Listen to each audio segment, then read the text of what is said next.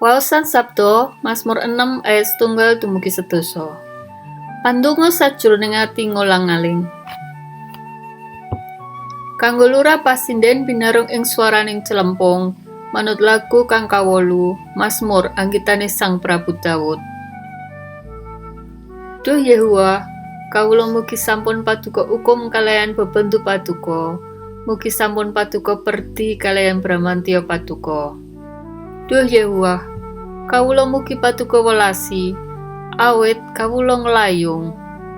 Duh Yehuwa, kawula mugi paduka sarasaken awit balung kawula sami gumeter. Lan nyawa kawula sanget kaget. Dene paduka, Duh Yehuwa, taksih sapinten dangunipun?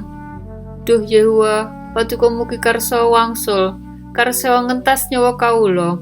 Mugi karsa ngluwari kawula awit saking sih kadarman paduka. Awit ing salebetipun pejah, boten wonten tiyang ingkang ngenget-enget dumateng paduka.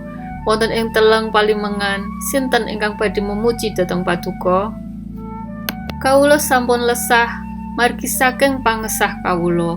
Ing saben dalu patileman kawula kebesan ing loh kawula. Amben kawula benani kalayan loh kawula. Mripat kawula ngantos pendul, margi saking sisah sarta lamur jalanan kathahing tiyang ingkang ngrupeki manah kawula.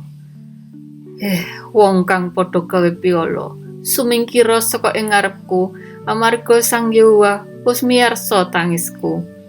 Sang Yehuwa wis mireng panyuwunku, Sang Yehuwa nampeni pandongaku. Sakehing satruku padha kawirangan sarta kaget banget, lan mundur sakal tuwin kawirangan kabeh.